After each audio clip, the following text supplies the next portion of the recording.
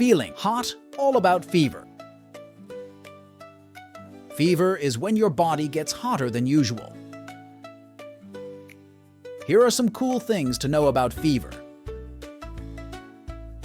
What is it? Fever is your body's way of fighting off germs like viruses and bacteria. When germs get inside your body, your immune system makes your temperature go up to help kill the germs. How do you know if you have a fever? You might feel hot, have a flushed face, and your temperature might be higher than normal.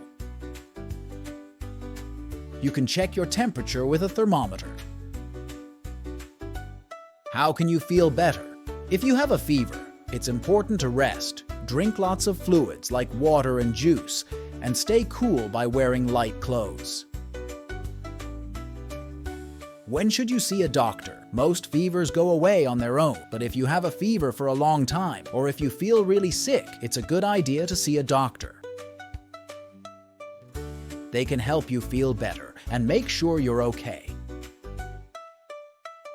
So if you ever have a fever, remember that it's your body's way of fighting off germs, and with some rest and care,